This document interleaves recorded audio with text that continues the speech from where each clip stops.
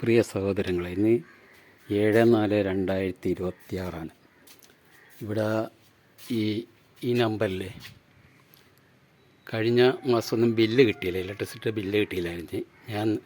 ഞാൻ അന്നേരം 3-ാം തീയതി വെള്ളിയാഴ്ച 3/4/2026 അവിടെ ഓഫീസിൽ ചെന്ന് നിന്നപ്പോൾ അവിടെ മിക്ക ആൾക്കാരും ഇല്ല, ഒരു പയ്യൻ മാത്രമേ ഉള്ളൂ. പയ്യന് ബില്ല് തരുന്ന ആളെക്കുറിച്ചൊന്നും യാതൊരു ഇതുമില്ല, ഒന്നുമില്ല എന്ന് പറഞ്ഞ്, അറിയത്തില്ല, കാര്യങ്ങളൊന്നും അറിയത്തില്ല എന്ന് പറഞ്ഞിട്ട് ഞാനിങ്ങനെ ബില്ലടക്കാൻ ബില്ല് കിട്ടാത്തതുകൊണ്ട് യാതൊരു മാർഗ്ഗമില്ല. അങ്ങനെ ഇന്നിതിലെ 2 പേര് വന്നപ്പം ഓഫീസിൽ ചെന്നപ്പോൾ ഉണ്ടാഞ്ഞ പയ്യനും ഉണ്ടാഞ്ഞു, വേറൊരു ആളിതിലെ വന്നപ്പോൾ ഞാൻ പറഞ്ഞു ഇന്ന മാതിരി ഈ നമ്പറിൻ്റെ ബില്ലിൻ്റെ ഇപ്പം പറഞ്ഞു ആ ബില്ല് പെൻഡിങ് ആണെന്ന് പറഞ്ഞു ഒരു പീസും ഊരിക്കൊണ്ടുപോയി. അടക്കാൻ സാവകാശമില്ലാതെ പീസ് ഊരിക്കൊണ്ടുപോയി. എന്നിട്ട് ഒരു നമ്പർ തന്നിട്ട് ഇത് എയുടെ നമ്പറാണ്, എയുമായിട്ട് ബന്ധപ്പെട്ടോ, എ പറഞ്ഞിട്ടാണെന്നും പറഞ്ഞുകൊണ്ട് ഈ നമ്പർ തന്നിട്ട് ഈ നമ്പറിൽ എയുമായിട്ട് ബന്ധപ്പെടാൻ വേണ്ടി ഈ നമ്പർ തന്നിട്ട് അവർ അങ്ങ് പോയി. എയുമായിട്ട് ബന്ധപ്പെട്ടോ ആണ് പറഞ്ഞിട്ടാണ് ഇത് ഊരിയതെന്ന് പറഞ്ഞിട്ടാണ് പോയിരിക്കുന്നത്. ഈ LDF ഭരിക്കുന്ന ഈ കാലത്ത് ഈ പാവങ്ങൾക്ക് 75 രൂപയ്ക്ക് വേണ്ടി ഒരു സാവകാശവും തരാതെ അവരെ കുറ്റം കൊണ്ട് ബില്ല് തരാൻ പറ്റാത്തതിൻ്റെ പേരിൽ, അടക്കാൻ വയ്യാതിൻ്റെ പേരിൽ പീസ് ഊരിക്കൊണ്ട് വരിക. കാരണം ബില്ല് അടക്കാഞ്ഞിൻ്റെ അവർ പറയുന്നത് ഇത് മേളിലായതുകൊണ്ട് ബില്ല് കൊണ്ട് തരാൻ പാടാ, ബില്ല് അടക്കാൻ പറ്റത്തില്ല, നിങ്ങൾ വേണമെങ്കിൽ മീറ്റർ താത്തി വെച്ചോളാനാണ് അവർ ഇന്ന് പറഞ്ഞത്.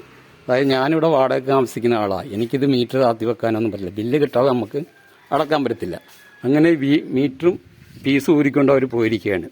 ഈ അതിക്രമം എത്ര വലിയ ഹീനമായ പ്രവൃത്തിയാണ്. കാര്യം അവർ ബില്ല് തരാതെ നമ്മളെങ്ങനെ പണം അടക്കാൻ പറ്റും? എന്നിട്ട് ആ നമ്പർ തന്നിരിക്കുന്ന എയെ വിളിച്ചോ, എയെ പറഞ്ഞിട്ടുണ്ട് 94-01-01-09 എന്നുള്ള നമ്പർ തന്നിരിക്കായി. ഈ നമ്പർ തന്നിട്ട് ഇതിൽ ബന്ധപ്പെട്ടോ എന്ന് പറഞ്ഞാൽ പീസ് ഊരി കൊണ്ടുപോയത് 94-96-01-01-09.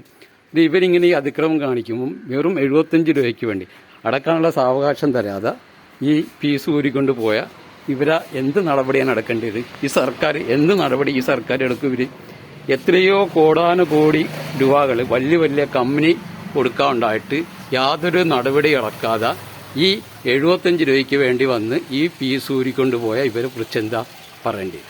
ഇത് ഇവർ ഈ പാവത്തുങ്ങൾക്ക് വേണ്ടിയുള്ളതാണോ, അതാ കുത്തക മുതലാളിക്ക് വേണ്ടിയുള്ളവരാണോ എന്ന് നിങ്ങൾ ചിന്തിക്കുക. ഈ കഴിയുന്നൊരിത് ഞാനൊരു ഇത് ഷെയർ ചെയ്യാൻ പറ്റില്ല, കഴിയുന്നൊരു ഷെയർ ചെയ്യുക. ഈ ഇലക്ഷൻ സംബന്ധമായ സമയത്ത് ഇവർ കാണിക്കുന്ന അതിക്രമങ്ങൾ ജനങ്ങൾ അറിയണം.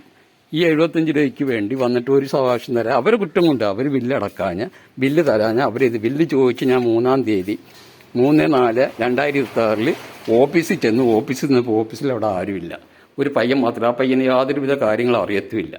അങ്ങനെയുള്ള ആ സാഹചര്യത്തിൽ എങ്ങനെ ബില്ലടക്കാൻ പറ്റില്ല. അങ്ങനെ ഇന്ന് ഞാൻ ഇവരിതിലെ പോയപ്പോൾ വിളിച്ച് പറഞ്ഞപ്പോഴാണ് ഇവർ ഈ ബില്ല് ഇങ്ങനെയാണ്, ഇത് പെൻഡിങ്ങാണ് പറഞ്ഞു പറഞ്ഞ ഫീസ് ഊരിപ്പോയി.